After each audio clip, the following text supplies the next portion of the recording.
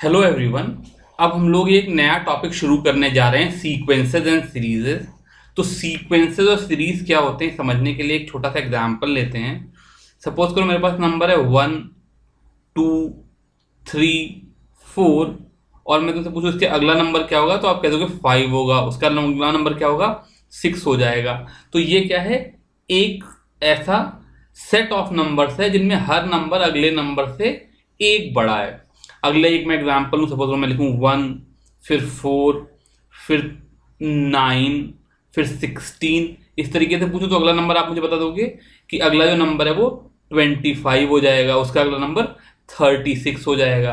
तो ये जो सीक्वेंस है यहाँ पर मेरे पास सेट ऑफ नंबर्स हैं जिसमें पहला नंबर 1 का स्क्वायर, फिर 2 का स्क्वायर, फिर 3 का स्क्वायर, इस तरीके से है। तो इस तरीके से सीक्वेंस बेसिकली एक सेट ऑफ नंबर्स होते हैं जो कि किसी रूल के थ्रू बंधे हुए होते हैं। ठीक है, जैसे अगर मैं एनसीईआरटी उठा करके देखूं तो उन्होंने एक सीक्वेंस की बात करी जिसको हम फिबोनाची सीक्वेंस कहते हैं। उसमें उन्होंने कहा कि सीक्वेंस का पहला टर्म है 1, दूसरा टर्म भी 1 है, और उसके बाद उन्होंने एक प्रॉपर्टी लगा दी कि A N is equal to A N minus 1 plus A N minus 2। इसका मतलब A3 की वैल्यू कितनी हो जाएगी, A2 प्लस A1, तो ये 1 + 1 2 हो जाएगा। ऐसे ही A4 कितना हो जाएगा, A3 प्लस A2, तो ये 2 + 1 3 हो जाएगा। ऐसे A5 की वैल्यू हो जाएगी A4 प्लस A3, तो ये 3 + 2 5 हो जाएगा। तो ये 1, 1, 2, 3, 5 ये एक ऐसा सीक्वेंस है जिसका डायरेक्ट अगला नंबर तुम शायद डायरेक्ट प्रेडिक्ट ना कर पाओ, लेकिन वो इस तरीके के एक रूल से बंधा हुआ है। तो इन्होंने बताया कि a sequence can be regarded as a function, तो ये कोई फंक्शन है whose domain is set of natural numbers और सम सबसेट ऑफ टाइप 1 2 3 4 5। तो बेसिकली मेरे पास कुछ नंबर्स हैं जो कि 1 2 3 4 5 पे डिपेंड कर रहे हैं, और इन नंबर को मैं क्या कहता हूं, टिपिकली ए एन या ए सबस्क्रिप्ट एन से डिनोट करता हूं। जैसे मैं भी पीछे A1 A2 A3 इस तरीके से डिनोट कर रहा था।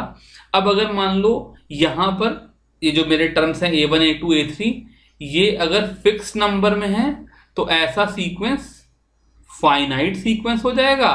कई बार ऐसा भी हो सकता है कि चीज इंफिनिटी तक चलती चली जाए, ऐसा सीक्वेंस इनफाइनाइट सीक्वेंस हो जाएगा। दोनों तरह के केसेस पॉसिबल है। इस एक्सरसाइज में यानी कि इस चैप्टर की पहली एक्सरसाइज में क्या करेंगे हम लोग, अगर मुझे ए एन गिवन है तो वहां से सीक्वेंस कंस्ट्रक्ट करने की कोशिश करेंगे। जैसे मान लो मुझे A N is equal to N square given हो, तो इसका मतलब A1 की वैल्यू 1, A2 की वैल्यू 2 का स्क्वायर यानी कि 4, A3 की वैल्यू 3 का स्क्वायर यानी कि 9। एक और टर्म है जिसको ये सीरीज कहते हैं। तो सीरीज कोई अलग चीज नहीं है, basically series is sum of sequence. तो सपोज करो मेरे पास A1 is equal to 1, A2 is equal to 4, A3 is equal to 9, इस तरह का कोई सीक्वेंस था। तो एक सीरीज S हो जाएगी जिसकी वैल्यू जाएगी 1 + 4 + 9 + 16 डैश डैश डैश, इस तरीके से।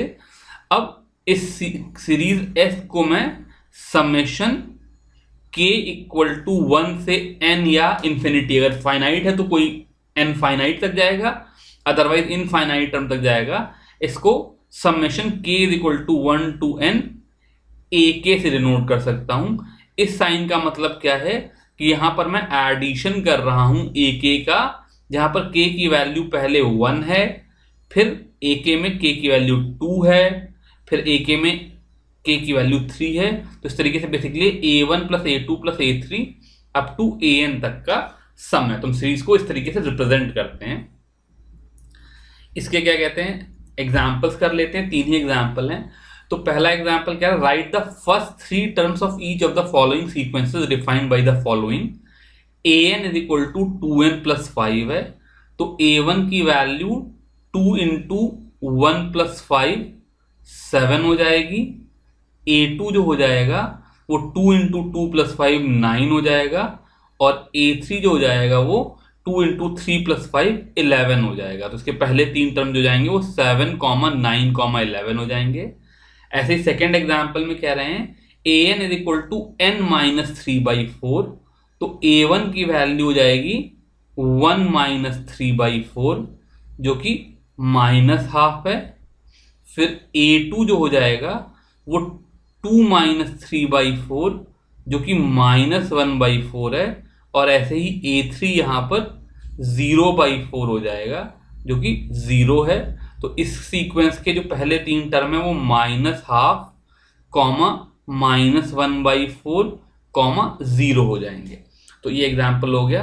अगला एग्जाम्पल में पूछ रहे हैं what is the 20th term of the sequence defined by an = n - 1 2 -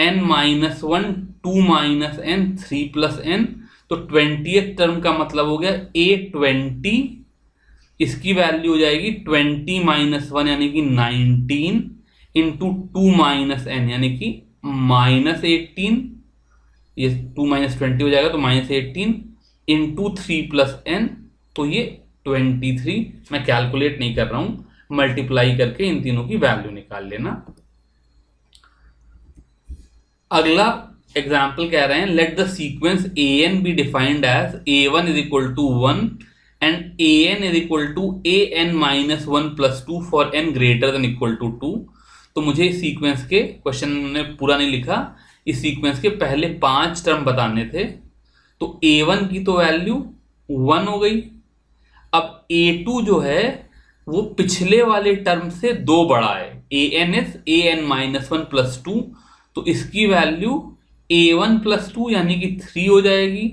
फिर a3 की वैल्यू a2 + 2 यानी कि 5 हो जाएगी। a4 की वैल्यू 5 + 2 7। a5 की वैल्यू 7 + 2 9 हो जाएगी। तो इस सीक्वेंस के पहले 5 टर्म 1, 3, 5, 7, 9 हो जाएंगे। ये मेरे पहले 5 टर्म का सीक्वेंस बन गया। अगर मुझे इसे एक सीरीज के फॉर्म में लिखना हो तो इस सीरीज को मैं 1 + 3 + 5 + 7 + 9 लिख दूंगा। ये मेरा इस गिवन सीक्वेंस की सीरीज बन गई। इस तरीके से मैंने 3 एग्जाम्पल कर लिए।